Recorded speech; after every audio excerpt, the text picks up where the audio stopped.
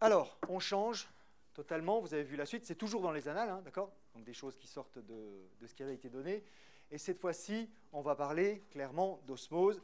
Le petit schéma, là, vous l'avez reconnu, c'est celui que j'ai utilisé en cours, d'accord? Alors, effectivement, ce dispositif-là, on ne l'utilise pas, d'accord? C'est juste qu'il est facile à comprendre, il est facile à voir. Donc, c'est un bon exemple, mais effectivement, purement, on va dire, pédagogique, d'accord? Pas technique. Où l'idée, c'est d'avoir deux compartiments de même taille, c'est précisé, hein, d'accord, de même volume, avec une membrane entre les deux. D'ailleurs, on vous dit qu'on va utiliser deux membranes différentes, une membrane hémiperméable et une membrane dialysante. À vous de comprendre ce que ça veut dire, d'accord?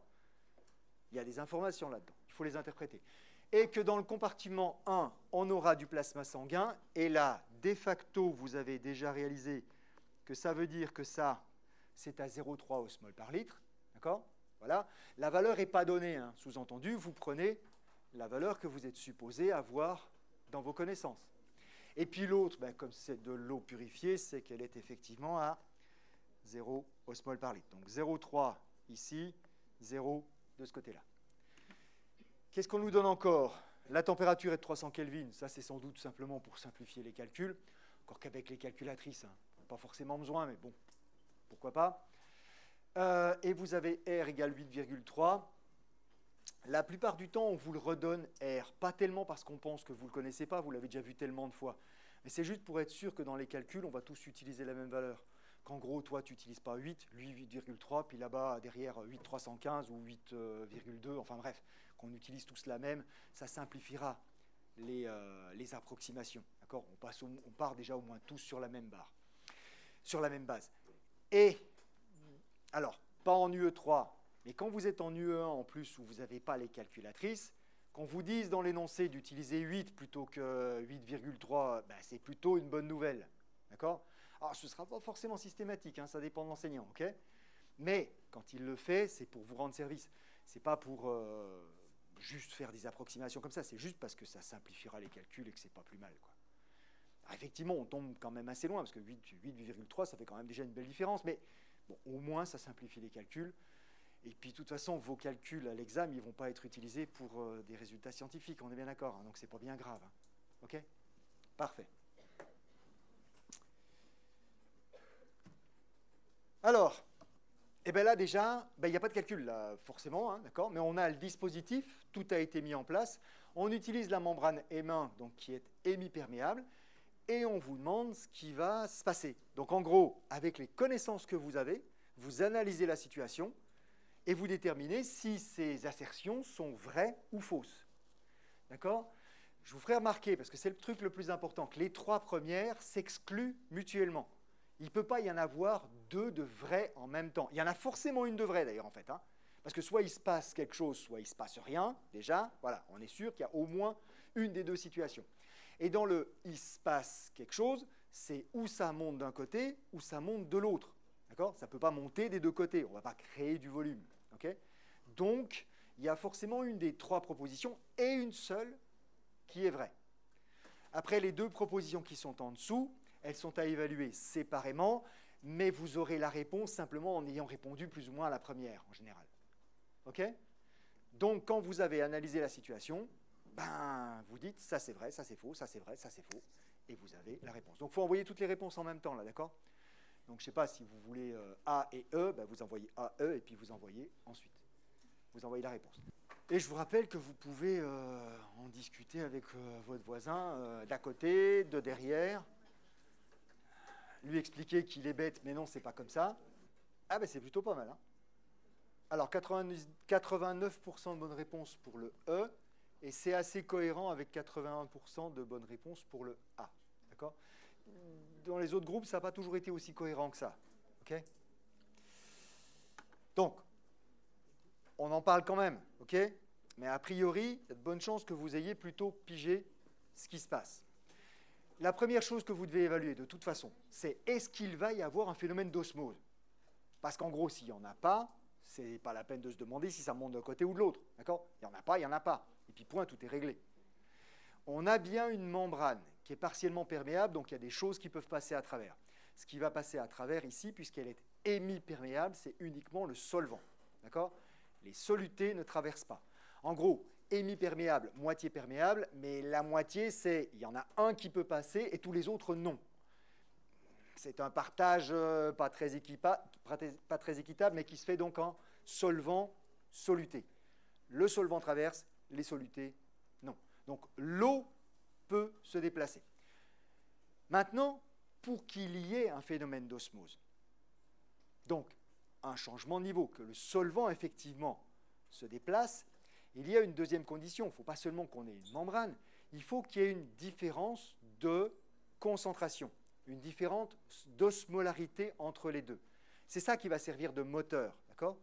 Le moteur, c'est équilibrer les concentrations. Et comme je l'ai dit ce matin, en fait, ce n'est pas les concentrations qu'on équilibre, c'est les potentiels chimiques. Mais c'est pareil, ça revient au même, d'accord ? C'est les concentrations qu'on va essayer d'équilibrer. Et comme seul le solvant peut se déplacer, ça veut dire que équilibrer les concentrations, ça va consister non pas à répartir les solutés des deux côtés, mais à essayer de diluer la solution qui est trop concentrée. D'accord ? Parce qu'en abaissant sa concentration, on règle une partie du problème. OK ? Bon, avec ce dispositif-là, on va avoir une montée en pression qui va empêcher que ça aille jusqu'au bout, mais c'est le moteur qu'il va y avoir. On a une différence de concentration, on a une membrane, on aura de l'osmose. OK ? On a bien la membrane, on a bien une différence de concentration, donc oui, on aura de l'osmose. Et maintenant, pour se demander de quel côté ça monte, donc ça veut dire osmose, donc ça, je sais que c'est faux. Maintenant, pour se demander de quel côté ça monte, ce n'est pas compliqué. On va essayer d'égaliser les concentrations, donc le solvant se déplace toujours du côté de la solution la plus concentrée. Il va tenter de diluer la solution qui est trop concentrée. Donc diluer la solution trop concentrée, ici, ça veut simplement dire aller dans ce sens-là. Donc de la moins concentrée vers la plus concentrée pour faire baisser la concentration et tenter d'à peu près les équilibrer. OK ? Donc si le solvant se dirige dans ce sens-là, évidemment, c'est que le niveau va monter dans le compartiment 1. D'accord ? Et si vous en avez conclu que le niveau va monter dans le compartiment 1, vous en avez déduit que puisque le volume augmente, les concentrations diminuent. Donc on va avoir une dilution. D'accord ? Donc effectivement, le plasma va être dilué. D'accord ? Pour ce qui est de la proposition D, non, d'accord ? C'est faux, puisqu'il n'y a que le solvant qui se déplace. Mais ça, c'est juste d'avoir analysé dès le début ce qu'est effectivement la membrane à laquelle on a affaire. Pas de solutés, pas de composés qui vont se déplacer, que le solvant. OK ?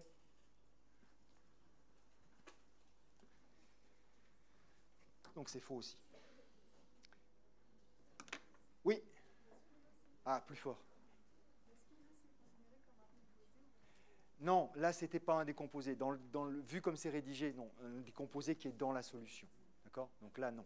Okay. Parce que sinon, dès l'instant, c'est toujours vrai. Cette phrase, elle serait tout le temps vraie, en fin de compte, puisqu'il y a toujours un truc qui peut traverser. Okay. Ou alors, je mets un bouchon. Puis dans ce cas, la question, c'est bon, elle n'existe pas, quoi. Okay. Donc non. Là, par composé, c'est bien un décomposé qui se trouve dans la solution qu'il faut interpréter. Peut-être que soluté aurait été à peine plus clair. Je veux bien le reconnaître. Donc la suite. Pourquoi il y a marqué si on néglige les effets de dilution ? Et on vient de dire juste avant qu'il y a le solvant qui passe. Donc effectivement, si ça augmente le volume, ça va changer les concentrations. Donc si on veut calculer vraiment la différence de pression osmotique, comme la pression osmotique, elle dépend de la concentration, il faut tenir compte de l'effet de dilution. Vous imaginez comme ça peut être compliqué ? D'accord ? Il faut tenir compte de la dilution qu'on est en train d'essayer d'évaluer selon l'effet de la pression osmotique. Voilà. Alors, ce n'est pas infaisable, vous êtes parfaitement capable de le faire. Okay ? C'est juste que pour le faire, il faut juste résoudre une équation du deuxième degré. Vous savez résoudre des équations du deuxième degré. Donc oui, vous pourriez le faire. Simplement, il faut 5 à 10 minutes pour le faire, voilà, tranquillement. En examen, vous n'avez pas 5 à 10 minutes, d'accord ? Donc de toute façon, on ne vous demandera jamais de le faire, parce que c'est juste trop long pour qu'on le fasse. Okay ? Ce n'est pas infaisable, vous avez largement les capacités pour le faire, ce n'est pas le problème. C'est juste pas faisable en évaluation. Okay ? Et comme on n'a déjà pas tant de temps en ED, eh ben, on ne va pas perdre du temps sur un truc qu'on ne peut pas vous demander. Okay, surtout qu'en plus, dans les systèmes qu'on utilise réellement, d'accord, ce qu'on mesure, c'est directement la pression. Ça ne monte pas ou ça ne descend pas de chaque côté. Donc, ça ne sert à rien de faire effectivement ça. Ce n'est pas un système que vous rencontrerez. Donc, ce n'est pas la peine de le faire. OK ? Mais juste pour le plaisir académique de le faire, oui, on peut, quoi. On peut, mais il n'y a pas d'utilité ici. C'est bon ? Donc, on considère que les volumes ne changent pas. Donc, enfin, en tout cas, pour ce qui reste de son côté, hein, si tout reste du même côté, ben, la concentration, elle ne change pas. C'est celle qu'on vous a donnée au départ. Okay ? Bon, après, s'il y a des trucs qui traversent la membrane, là, ce sera différent. De facto, les concentrations vont changer si ça traverse, okay, puisqu'on change le volume. Mais là, si rien ne traverse, et c'est le cas ici, puisque c'est une membrane hémiperméable, d'accord, tout ce qui était du côté 1 reste du côté 1, okay, et on dit que le volume ne change pas, donc c'est parfait, les concentrations que vous avez, vous pouvez les utiliser directement pour faire le calcul. Bien, parfait, au moins c'est réglé. Et donc, ben, voilà, c'est juste un calcul à faire. On dirait que vous mettez un peu de temps là. La différence de pression osmotique, hein, le delta pi, d'accord, c'est juste, vous calculez la pression osmotique d'un côté, la pression osmotique de l'autre, et on fait la différence. Hein, c'est vraiment ça, hein, d'accord, juste ça. Pourquoi j'ai mis pi 1 et pi 1 moins pi 2 et pas pi 2 moins pi 1 ? Parce que je fais ce que je veux, d'accord ? Et là, en l'occurrence, c'est vraiment ça la bonne réponse. Il n'y a rien qui me dit de faire l'un moins l'autre plutôt que l'autre moins l'un. Il n'y a rien qui m'indique ici, d'accord ? Donc, je fais bien ce que je veux. Et si vous faites autre chose, ben, c'est pas grave, vous allez juste trouver une valeur négative par rapport à moi, et c'est pas grave. Voilà, vous voyez que vous trouvez une valeur négative, ben, c'est que quand il a fait son calcul, il l'a fait en sens inverse, et c'est pas dramatique, parce que là, il n'y a pas de sens qui est imposé, d'accord ? Il n'y a aucun sens qui est imposé. On aurait un sens imposé si on avait identifié l'un des deux compartiments comme étant la référence. D'accord ? Parce qu'on fait toujours contre la référence. Et on aurait donc la cellule moins la référence. D'accord ? Donc si je dis que le compartiment 2, c'est la référence, je ferai bien pi 1 pi 2, et là, vous devriez faire la même chose. Parce que c'est comme ça qu'on doit faire. Okay ? Mais là, il n'y a rien de dit, vous le faites dans le sens que vous voulez, et ça ira très bien.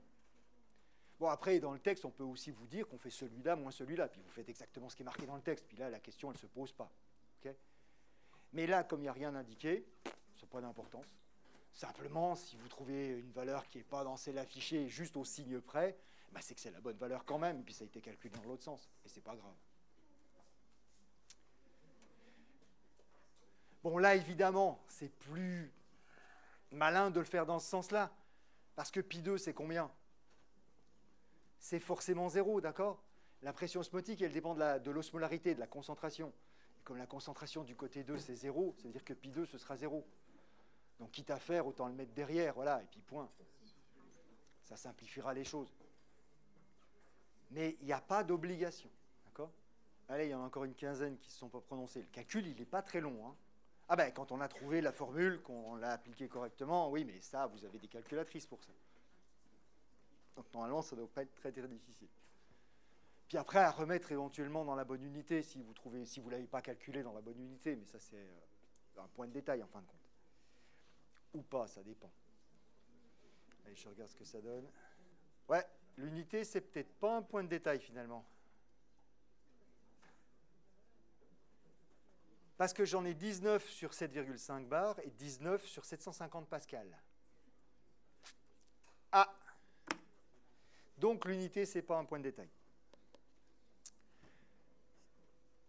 Le calcul de la pression osmotique, d'accord, c'est l'osmolarité fois R fois T. C'est la même formule que celle de... C'est le PV égale NRT, d'accord ? C'est PV égale NRT dans les solutions. Et comme PV égale NRT, c'est une formule de thermodynamique qui est basée sur les trucs qu'on a fait ce matin, celle-là aussi, elle est basée sur les trucs qu'on a fait ce matin. Ça découle directement de la thermo qu'on vient de faire ce matin. Je ne rentrerai pas dans les détails dans la suite du cours, ok ? Mais ça vient de là aussi. Et ça vient donc du même endroit, et elle a la même forme. Oui, et comme c'est du PV égale NRT, cette concentration-là, elle doit être donnée en mètres cubes. d'accord? Mais on n'utilise jamais des concentrations en mètres cubes. On les donne par litre.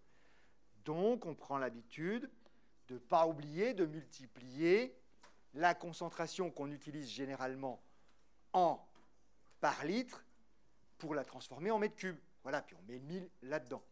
Il y a une autre manière de faire qui est beaucoup utilisée en médecine, c'est de ne pas utiliser des osmoles par litre, mais des milliosmoles par litre. Et comme c'est 1000 fois plus grand, le 1000, il est directement dedans. Okay, et ça revient au même. C'est exactement la même solution, hein, d'accord? On multiplie par 1000, quoi. C'est la même chose. Donc, alors oméga 1, hein, bien entendu, hein, d'accord? Moins 0, parce que 0, quoi. Et bien, ça fait 1000 par 0,3 par 8,3 par 300, 747 000 pascal. Donc, 7,5 bars. On divise par 100 000, hein, et on a les bars. Donc, j'imagine que les 750, là, c'était le 1000 qui manquait. D'accord? Enfin, quand je dis j'imagine, hein, ce que je veux dire par là, c'est que cette réponse, elle est dans la liste parce que cette erreur-là était prévue et prévisible. Voilà. Et que là, normalement, puisqu'on vient de voir en ED, vous ne la referez pas. J'espère. Vraiment, sincèrement. Est-ce qu'il y a des questions? Non?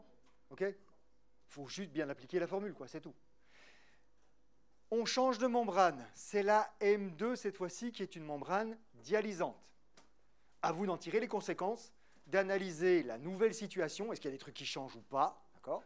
Parce qu'après tout, ça pourrait ne rien changer du tout. Et donc, à nouveau, de répondre aux affirmations qui sont là. Elles sont vraies ou elles sont fausses. Vous renvoyez les réponses vraies, d'accord, qui sont exactes. Donc, à nouveau, hein, les trois premières s'excluent mutuellement. D'accord, il n'y en a forcément qu'une de bonne. Et il y en a forcément une de bonne. Si, après avoir discuté avec le voisin, la voisine, avoir entendu ce que disaient les deux de devant ou les deux de derrière, d'accord, vous changez d'idée, vous pouvez renvoyer une réponse. Hein. Ça remplace ce que vous aviez renvoyé. Et je ne sais plus à vous si je l'avais dit la dernière fois, mais il serait intéressant que vous notiez ce que vous avez répondu, d'accord, pour savoir où vous vous êtes trompé et quel était le raisonnement qui vous avait conduit à une mauvaise réponse. Alors, il y a 75% de bonnes réponses sur la réponse D et seulement 19% sur la réponse A.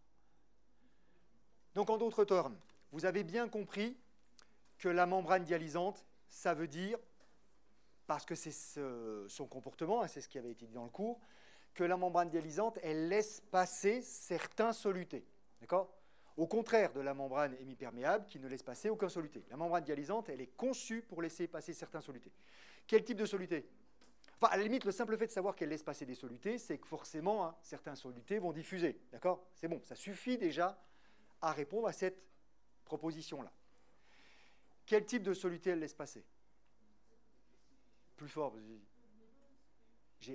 vraiment, j'entends pas. Pas que le glucose, en fait, toutes les petites molécules. D'accord ? Ce qu'elle bloque, c'est par rapport à la taille. D'accord ? Les grosses molécules ne passeront pas. Les petites, et par petites, hein, c'est petite par rapport aux protéines. Et une protéine, ce n'est pas une grosse molécule, c'est une molécule gigantesque. D'accord ? Donc le sens de petit est à prendre au sens de petit par rapport à une protéine. D'accord ? Ce qui peut déjà être une molécule balèze en soi-même. En soi, ok ? Donc, en gros, dans le système qu'on a ici, la seule chose qui ne traverse pas, ce sont les protéines. Ouais. Si on changeait les choses qu'on met de chaque côté et qu'on avait éventuellement de l'ADN ou de l'ARN, ce serait la même chose, d'accord ? C'est des macromolécules. C'est les très grosses molécules, les macromolécules qui ne passeront pas. Ok ?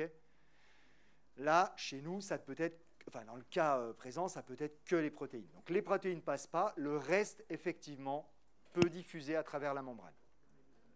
Pas diffuser un peu lentement, hein, parce que bon, il faut passer à travers une espèce de tunnel, de machin, chose comme ça, mais bon, ça va passer à travers.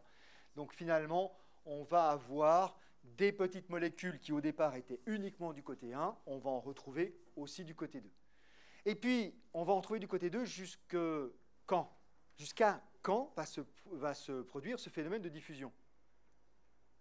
Mais c'est toujours le même moteur, jusqu'à ce qu'on ait la même concentration des deux côtés. D'accord? Quand on aura la même concentration des deux côtés, ça s'arrête. Donc on va finir par retrouver les petites molécules à la même osmolarité des petites molécules. Hein, voilà ce que ça veut dire, d'accord? L'osmolarité des petites molécules, on va finir par la retrouver à la même valeur des deux côtés. D'accord? Ça va prendre du temps, parce que la diffusion, ce n'est pas un phénomène très rapide, okay? Mais on finira par obtenir la même osmolarité des deux côtés. C'est bon? Je parle bien d'osmolarité, hein, parce que des petites molécules, il y en a plein de natures différentes, donc je ne peux pas dire juste concentration. Mais dans les faits, chaque espèce sera à la même concentration de chaque côté. D'accord? Pour le glucose, pour les sels minéraux, etc., etc., etc. Elles seront toutes à la même concentration des deux côtés. OK? Et ça va prendre un peu de temps, mais ce n'est pas bien grave. Par contre, les protéines, elles vont rester de ce côté-là, et seulement de ce côté-là. C'est ça le principe de la membrane dialysante. Elle reste de l'autre côté. C'est bon? Oui? OK. Donc, réponse D, c'est exact, c'est normal, vous avez bien interprété là-dedans. Donc ça veut dire de facto, hein, puisque DE s'excluait, que E, c'est dehors. Nous reste maintenant le cas du ça bouge pas, ça monte d'un côté ou ça monte de l'autre. Et là, si je regarde les réponses que vous aviez données, majoritairement, ça montait du côté 2 dans ce que vous avez répondu. Okay? Mais on a aussi une très forte proportion de ça bouge pas. Et la réponse minoritaire, qui est la bonne, hein, c'était ça monte du côté 1. Maintenant, regardez ce que j'ai ici une fois que j'ai fini mon analyse. Le mouvement du solvant se fait dans la direction de la solution la plus concentrée. Laquelle des deux est la solution la plus concentrée? C'est évident que c'est celle-là, parce qu'on a la même concentration en petites protéines et en plus en petites molécules, et en plus de ce côté-là, on a des protéines. Donc la solution la plus concentrée, c'est bien toujours celle qui est dans le compartiment 1. Donc on va avoir de toute façon quand même un mouvement de l'eau dans ce sens-là, du solvant dans ce sens-là, pour égaliser les concentrations.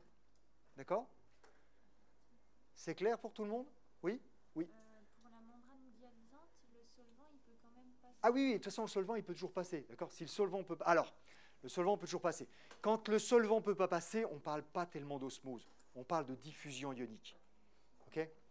Quand on parle d'osmose, c'est que le solvant, au moins le solvant, à minima le solvant peut traverser. Mais dans les faits, des membranes qui ne laissent pas passer le solvant et qui laissent passer les ions, c'est-à-dire les solutés en fin de compte, hein, ça existe aussi. Et sauf qu'on ne parle pas d'osmose dans ce cas-là. D'accord? On parle de diffusion des ions. Et vous en connaissez même une de membrane de ce type-là, qui ne laisse pas passer le solvant et qui laisse passer des ions. Il est même envisageable que vous en ayez déjà manipulé une, que vous en ayez parlé... Ah non, attendez. Le cours sur les pH, il est au 2e semestre, il me semble. Ou vous l'avez déjà eu? Non, vous ne l'avez pas eu encore. Il me semble qu'il est au deuxième semestre, ou un peu plus loin, je ne sais plus exactement où il se trouve. Non, il est un peu plus loin dans le cours, d'accord? Il arrivera à peine plus loin. Mais une électrode au pH, vous avez déjà vu, cette électrode qu'on plonge avec une grosse boule en dessous, d'accord? On la plonge et ça donne le pH sur le pH mètre. Et bien, cette grosse boule-là, c'est une membrane en verre qui est perméable aux ions et pas aux solvants. L'eau ne rentre pas, sort pas, mais les ions peuvent traverser. Pas n'importe quels ions, hein. Les ions H+, et un petit peu les ions Na+. Mais surtout les ions H+. C'est comme ça qu'on mesure, en fait. D'accord? C'est la concentration de H+ de chaque côté qui va donner le signal pour qu'on calcule le pH. Mais c'est normal, hein, puisque le pH, c'est lié aux ions H+. Okay? Il y a une certaine logique là-dedans. Mais effectivement, ce n'est pas impossible, d'accord, d'avoir une membrane qui ne laisse pas passer le solvant, mais on ne parle pas d'osmose dans ce cas-là. On qualifie ça d'autre chose. Osmose, il y a un mouvement du solvant. C'est bon? Oui? C'est bon pour tout le monde? Parfait. Et donc, c'est bon pour tout le monde là aussi, hein, qu'on va avoir donc une légère concentration supérieure de ce côté-là, donc le mouvement du solvant vers la solution la plus concentrée, c'est à nouveau A. Donc, juste pour le remettre sur mon schéma, j'ai les petites molécules qui partent dans ce sens-là, enfin une partie des petites molécules qui partent dans ce sens-là, et le solvant qui fait le voyage en sens inverse. OK? Claro? Está bien. Alors, la différence de pression osmotique mesurée est de 2490 pascal. C'est le delta P de tout à l'heure, hein, on est d'accord. Et on a vu qu'il y avait une osmose, d'accord? Donc, comme on a vu qu'il y avait une osmose, eh ben, c'est que, effectivement, on peut mesurer une différence de pression osmotique. En même temps, vous avez vu la valeur, elle est ridicule par rapport à ce qu'on avait tout à l'heure. Tout à l'heure, c'était 750 000, là, c'est 2500. C'est pas du tout de la même ampleur, hein, ok? Vraiment pas du tout de la même ampleur. D'ailleurs, c'était beaucoup, 750 000 tout à l'heure. Enfin, beaucoup, ou juste c'est un gros chiffre parce que les pascals, c'est ridicule comme unité. Ah, dis plus fort. C'est un gros chiffre parce que pour les pascals, c'est assez ridicule. La progression atmosphérique, c'est 100 000, on est d'accord? Donc là, on est à 750 000. 7 fois et demi la pression atmosphérique. Il se trouve simplement qu'on ne se rend pas bien compte de ce que c'est que la pression atmosphérique parce qu'on la subit en permanence et elle ne nous écrase pas, on est bien d'accord. Est-ce que vous avez une référence de pression dans ces eaux-là qui vous permettrait de savoir si c'est beaucoup par rapport à notre conception physique, à nous, à notre échelle, ou pas? Les pneus de voiture, c'est gonflé à peu près à 2 atmosphères au-dessus de la pression atmosphérique. Donc c'est 3 atmosphères. Vous avez déjà essayé de shooter dans un pneu de voiture? Ça fait mal, hein, c'est costaud, hein, d'accord? C'est pas rien. Vous avez déjà essayé d'enfoncer un pneu de voiture avec votre main? Ça ne s'enfonce pas, ok? Un pneu de vélo-route, comme dans le Tour de France ou les courses comme ça, c'est entre 5 et 8 bars que c'est gonflé. À peu près ces trucs-là. Vous avez déjà essayé d'enfoncer ces pneus-là? Alors là, pour le coup, vous pouvez essayer d'appuyer aussi fort que vous voulez. Quand on est à ces pressions-là, ça ne bouge pas quand on enfonce avec le pneu. Donc c'est vraiment une pression qui est très importante. D'accord? La chambre à air qui est dans le pneu là, de vélo, on la sort du pneu et on la gonfle à cette pression-là, elle explose. Elle gonfle, puis à un moment, elle explose. Donc ce n'est vraiment pas des pressions qui sont négligeables du tout. Et pourtant, la solution de départ là, à 0,3 mol par litre, ce n'est pas beaucoup comme concentration. Ce n'est pas une concentration très importante, d'accord? C'est vraiment pas grand-chose. Et c'est ça qui est important à retenir. D'accord? La pression osmotique, elle varie énormément avec la concentration. Et on n'a pas besoin d'avoir de très fortes concentrations pour avoir de très fortes pressions osmotiques. C'est vraiment une force majeure, d'accord? Vraiment très, très puissante. OK? Donc oui, ce n'est pas négligeable du tout. Là, par contre, ben, c'est effectivement pas grand-chose. D'accord? Et ça se voit parce qu'on voit bien la différence d'échelle entre les deux. Donc toujours en néglige, donc c'est pareil, on néglige les effets de dilution, donc si c'est monté ou descendu, c'est bon, il n'y a pas eu de changement de volume. OK? Quelle est la concentration en protéines du plasma? Oh, juste un premier point de détail, histoire que les choses soient bien claires. D'accord? Quand je calcule mon delta pi, je vais toujours le prendre comme pi1 moins pi2, ce n'est pas les mêmes valeurs que tout à l'heure, on est bien d'accord, puisque les petites molécules se sont déplacées. Et puisque les petites molécules se sont déplacées, il y en a des deux côtés. On n'est plus à 0 cette fois-ci, du côté du deuxième compartiment. D'accord? On n'est plus à 0 maintenant. Et il faut faire le calcul quand même. Ça patine plus là. Hein? Oui. Le oméga quoi? Ben, il est que d'un côté. Il est que du côté 1, les protéines sont que du côté 1. D'accord? Donc, l'osmolarité totale de ce côté-là, c'est celle des protéines et des petites molécules. L'osmolarité totale de ce côté-là, c'est que les petites molécules. C'est pour ça qu'on a une osmose, hein, c'est parce qu'on n'a pas la même osmolarité de chaque côté. D'accord? Et la différence entre les deux, c'est uniquement les protéines. Ça ne va pas débloquer tout le monde. Hein. Alors, je regarde quand même ceux qui ont répondu, ce que ça donne. Une majorité de bonnes réponses, mais pas que quand même. Mais c'est une large majorité de bonnes réponses, hein, d'accord? Mais regardons. On va regarder simplement ce qui est sur l'écran. ça et ça s'annule. D'accord? Donc, il vous reste que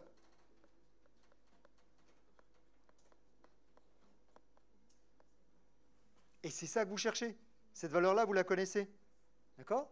Donc, oméga prot, c'est juste le delta pi qui est donné, divisé par 1000 RT.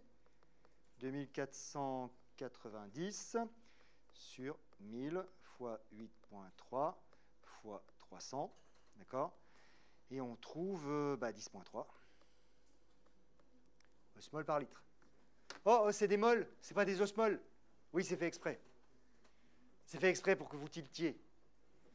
Que les osmoles par litre, ce sont juste des mols par litre qui se la pètent. D'accord? Voilà, c'est la même chose. Il n'y a aucune différence entre des osmoles par litre et des mols. On rajoute os juste pour rappeler à celui qui le lit qu'attention, c'est une concentration combinée. D'accord? C'est juste pour ça. Ok? Juste pour rappeler, attention, c'est une concentration combinée. Mais c'est des mols par litre aussi. D'accord?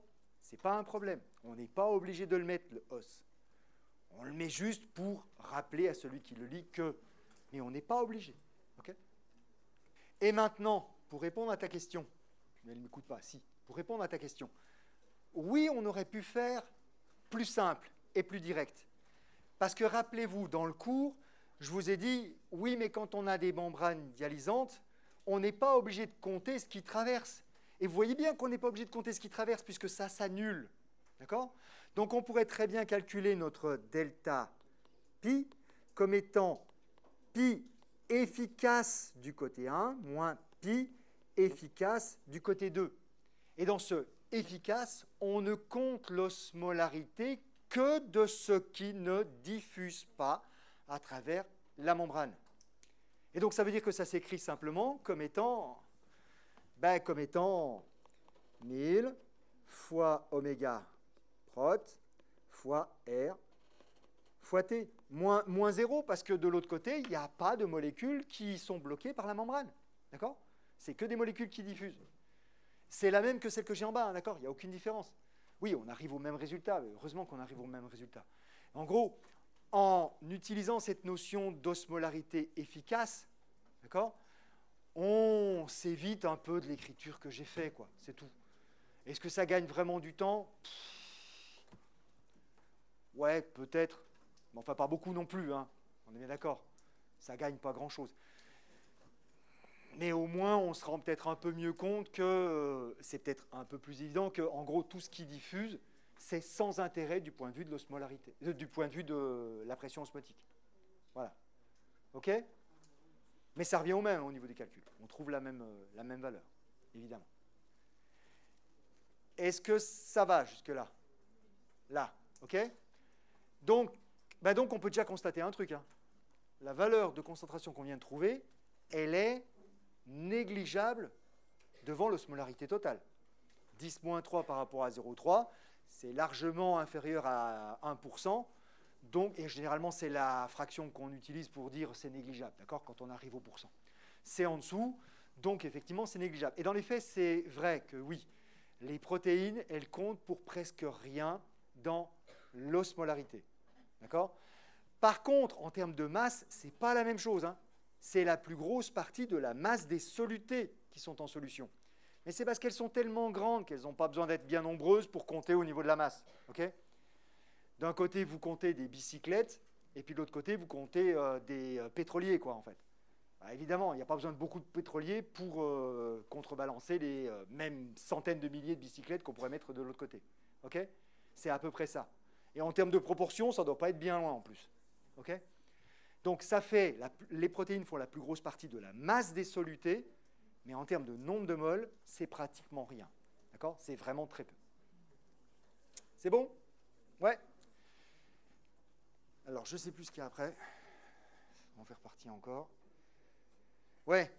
Quelle est l'osmolarité de la solution dans le compartiment 2? Ah oui, hein.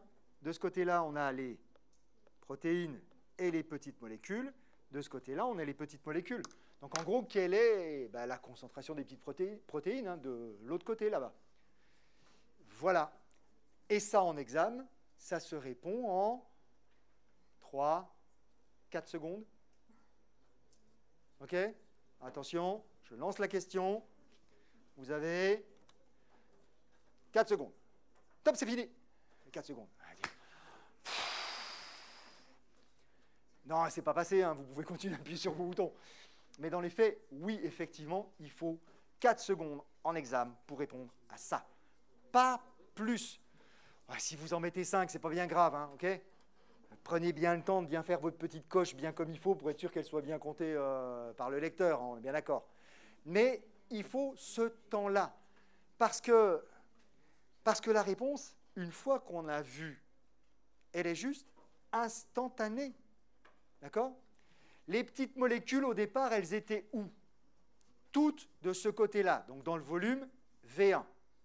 Maintenant, elles sont des deux côtés à la même concentration. D'accord? Donc, elles occupent le volume V1 plus V2, un volume 2 fois plus grand. OK? Si on a doublé le volume, c'est qu'on a divisé la concentration par 2. Et je viens de dire juste avant que la quasi-totalité de l'osmolarité, c'était les petites molécules, parce qu'il n'y a quasiment pas de protéines. Donc, l'osmolarité totale, c'était 0,3. J'ai divisé la concentration par 2, c'est 0,15. 4 secondes. OK? Pas plus. Maintenant, on va détailler, d'accord? Histoire que les choses soient particulièrement explicites. Donc, 1. Quelle est l'osmolarité? Donc, je vais compter comme la situation initiale, d'accord? Au départ, avant que ça ait diffusé. Quelle est l'osmolarité des petites molécules? C'est l'osmolarité totale, les 0,3, moins l'osmolarité des protéines. On est d'accord? Donc ça fera 0,3 moins 10 moins 3, c'est-à-dire 0,3 osmoles par litre. Vous êtes d'accord? Quand on enlève 10 moins 3, ça ne change quasiment rien. OK? Bon. Maintenant, étape 2, ça diffuse. D'accord? Ça diffuse, ça veut dire qu'on change le volume. C'était que là, c'est maintenant des deux côtés. Changer le volume, c'est faire une dilution.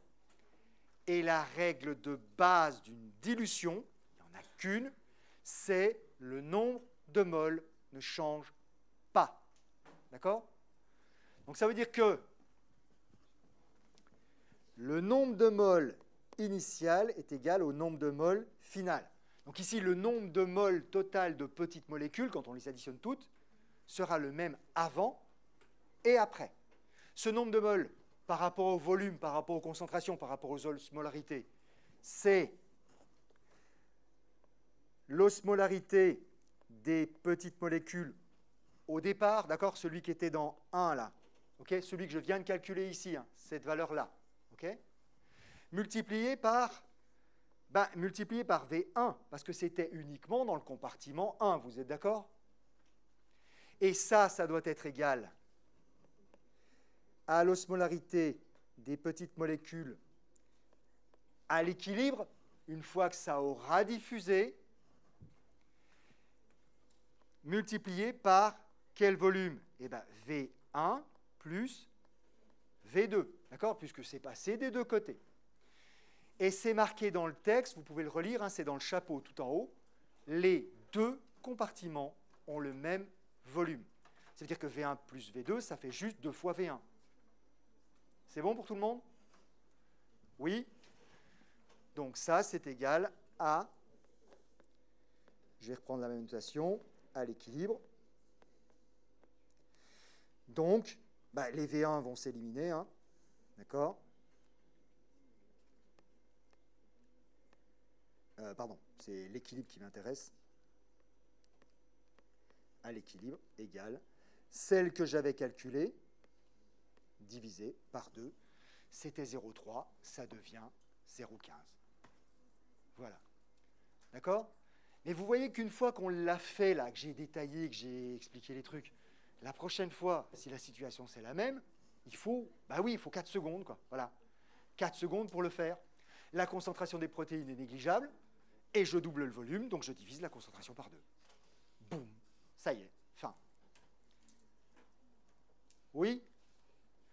Alors maintenant, si on présente un autre schéma avec des concentrations qui sont différentes, ben, peut-être qu'il faudra reprendre ça pour le faire tranquillement, parce qu'il y a peut-être un truc qui n'est pas négligeable ou que ce n'est pas le même volume des deux côtés. Si ce n'est pas le même volume des deux côtés, ben, il suffit d'utiliser les volumes qu'on vous donne. Hein, d'accord ? On vous dit V1 égale 250 millilitres, V2 égale 1 litre, et ben, vous adaptez avec ce qu'on vient de donner, et puis voilà, c'est pas grave. Okay ? Mais si on est dans le même schéma de fonctionnement, ben, ça ne sert à rien de perdre du temps, quoi. Voilà. C'est bon pour tout le monde? Oui? OK.